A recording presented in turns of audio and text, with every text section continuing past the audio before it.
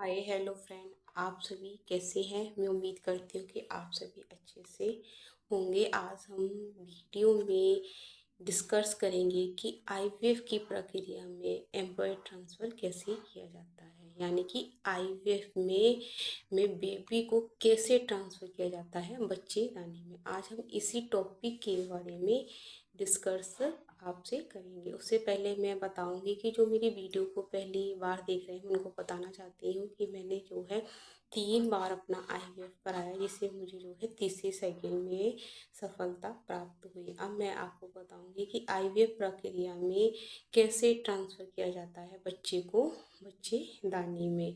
और आईवीएफ प्रक्रिया में एम्ब्रॉयड ट्रांसफ़र का जो स्टेप होता है वह बहुत ही महत्वपूर्ण स्टेप होता है। इसी स्टेप से ही पता चलता है कि आपको प्रेगनेंसी है कि नहीं है।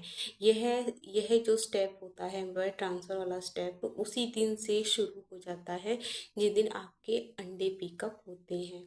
जब आपके अंडे पिकअप हो जाते हैं और उसी दिन आपके हस्बैंड का स्पर्म जो है कलेक्ट किया जाता है और इक्सी की प्रक्रिया से भ्रूण को तैयार किया जाता है। इक्सी की प्रक्रिया में क्या होता है कि आपका अंडा और आपके पति का शुंडाणु, जो सबसे अच्छी क्वालिटी का जो शुंडाणु होता है, एक आपका शुंडाणु आपके अंडे के अंदर जो है डाल दिया जाता है और फिर इसको फर्टिलाइजेशन के लिए इंक्यूबेटर में रख दिया जाता है, यानी कि डिश में रख दिया जाता है।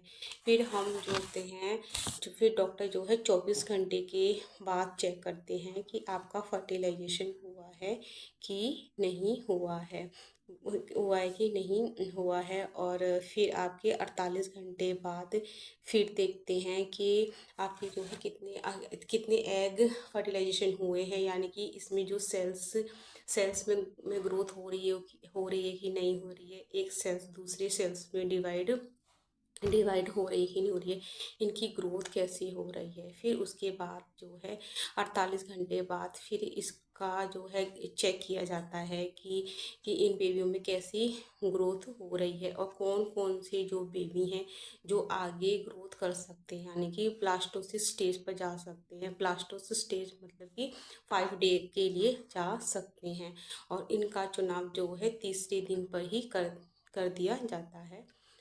डॉक्टर लोग इसे जो है तीसरे दिन आगे प्रोसेस के लिए भेज देते हैं ब्लास्टोसिस के लिए, क्योंकि ब्लास्टोसिस उसको कहते हैं जो 5 डे का एम्ब्रॉय होता है। और काफ़ी जो डॉक्टर्स जो होते हैं ब्लास्टोसिस ही ट्रांसफ़र कर देते हैं। जब जब 48 घंटे बाद फिर आपका जो है ब्लास्टोसिस बन के तैयार किया जाता है और ब्लास्टोसिस बन जाता है और इधर से आपकी जो है यूट्रस की लाइनें जो है तैयार हो जाती है। जो डॉक्टर्स लोग यूट्रस की लाइनें तैयार करते हैं, जब आपकी लाइनें जो है 8 से 10 mm तक हो जाती है तो आपका ब्लास्टोसिस यानी कि 5 डे का एम्ब्रॉय बच्चेदानी में जो है ट्रांसफ़र कर दिया जाता है। जब आपका एम्ब्रॉय जो है कैथेडल की सहायता से एम्ब्रॉय आपके बच्चेदानी में ट्रांसफ़र किया जाता है और आपको आधे घंटे रेस्ट किया जाता है। उसके बाद आपको यूरिन पास किया जाता है और फिर आपको मेडिसिन देकर घर भेज दिया जाता है और फिर 14 दिन के बाद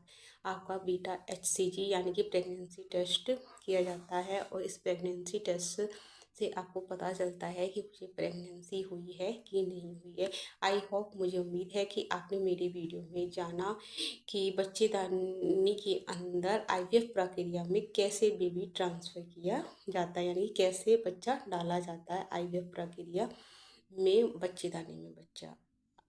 आपको और भी क्वेश्चन आपके मन में आते हों और आपको कोई भी दिक्कत हो आईवीएफ के बारे में, आपको समझ नहीं आता आईवीएफ के बारे में, तो आप कोई भी जानकारी प्राप्त करना चाहते हो तो कमेंट सेक्शन में ज़रूर बताइएगा। मैं आपके आंसर देने की शीघ्र कोशिश करूँगी।